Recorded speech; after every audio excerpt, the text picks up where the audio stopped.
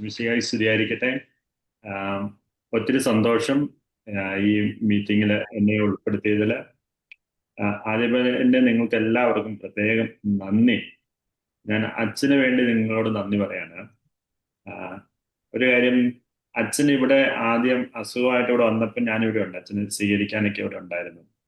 അപ്പൊ അച്ഛൻ ഇങ്ങോട്ട് വന്നപ്പം അധിക നാളും ജീവിക്കില്ല എന്നൊക്കെ പറഞ്ഞാണ് അച്ഛനെ ഇങ്ങോട്ട് കൊണ്ടുവരുന്നത്. അങ്ങനെയാണ് ഒരു ആ, എന്നാ മെഡിക്കൽ റിപ്പോർട്ട് കിട്ടിയത്.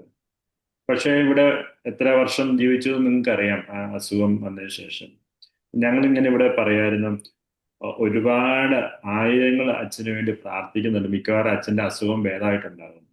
ആ രീതിയിലായിരുന്നു ഞങ്ങളൊക്കെ ഇവിടെ പറഞ്ഞുകൊണ്ടിരുന്നത്. ചില സമയങ്ങളിൽ അച്ഛൻ വളരെ വീക്കാവും.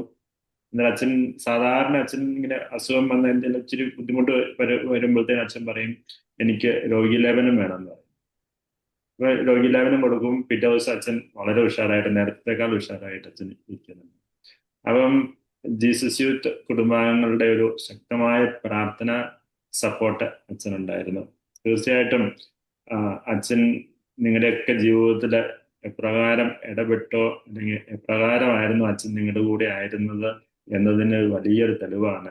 പ്രാർത്ഥനയിലൂടെയും മറ്റ് രീതികളിലൂടെയും എല്ലാം നിങ്ങളുടെ വളരെ ശക്തമായിട്ടുള്ള ഒരു സപ്പോർട്ട് അച്ഛന്റെ അവസാനകാല ജീവിതത്തിൽ ഉണ്ടായിരുന്നത്, അത് നേരിട്ട് എനിക്ക് കാണാനും അനുഭവിക്കാനും സാധിച്ചിട്ടുണ്ട്. വ്യക്തിപരമായിട്ട് എൻ്റെ ജീവിതത്തിൽ ഒരുപാട് ഇവിടെ ഈ ഒരുപാട് തിരക്കുകൾക്കിടയിലും ഇടയ്ക്കൊന്ന് അച്ഛനും പോയി കാണും. അല്ലെങ്കിൽ അച്ഛൻ പറയും, എടോ ഒന്ന് എൻ്റെ റൂമിലേക്ക് വരണം എന്ന് പറയും. അന്നേരം എന്തെങ്കിലും അച്ഛന് ഗിഫ്റ്റ് കിട്ടിയിട്ടുണ്ടാവും. അത് എന്തെങ്കിലും രണ്ട് ക്യാഷ് നട്ട്സോ എന്തെങ്കിലുമൊക്കെ തരാനായിരിക്കും അച്ഛൻ വിളിക്കുന്നതെന്ന് അറിയാം. ചിലപ്പം വരാന്നൊക്കെ പറഞ്ഞ് ഞാൻ പോകാൻ വിട്ടുപോകും. എന്തെങ്കിലും തിരക്കിനിടയ്ക്കും പോകും. പിന്നീട് ഓർത്തിരുന്ന് വിളിക്കും. എനിക്ക് എന്താണോ എടുത്തു വെച്ചിരുന്നത് അത് അച്ഛൻ തീർച്ചയായിട്ടും തരുമെന്ന് ഉറപ്പ് വരുത്തും. അപ്പൊ അങ്ങനെ നല്ല സ്നേഹം കൊടുക്കുന്ന ആള്, ഒത്തിരി പ്രാർത്ഥിക്കുന്ന ആൾ. ഇപ്പൊ ഞാൻ എവിടെയെങ്കിലും ക്ലാസ് ഒക്കെ എടുക്കാൻ പോകുമ്പോൾ അച്ഛൻ്റെ അടുത്തൂടെ പോകും, അച്ഛാ ഇങ്ങനൊരു ഗ്രൂപ്പിന് ക്ലാസ് ഉണ്ട്, അച്ഛൻ എന്ത് തോന്നുന്നു, ഇനി എന്തെങ്കിലും ഉണ്ടെങ്കിൽ അച്ഛന് ഒന്നൊരു നോട്ട് എഴുതി ഒന്ന് തന്നേക്കാൻ പറയും. ഉച്ചയാകുമ്പോൾ കൃത്യമായിട്ട് ഓർത്തിരുന്നിട്ട് ഒരു പേപ്പറിൽ ഒരു മൂന്നാല് വചനവും കാണും, എന്താണ് പറയേണ്ടതെന്ന് രണ്ടു മൂന്ന് പോയിന്റ്സും കാണും. മിക്കവാറും നമുക്ക് ആ ഒരു പോയിന്റ്സ് മതി. അത്രയും നല്ല കണ്ടന്റോടുകൂടി ബൈബിൾ വചനമൊക്കെ കേന്ദ്രീകരിച്ചുകൊണ്ട് അച്ഛൻ പറയാറുണ്ട്.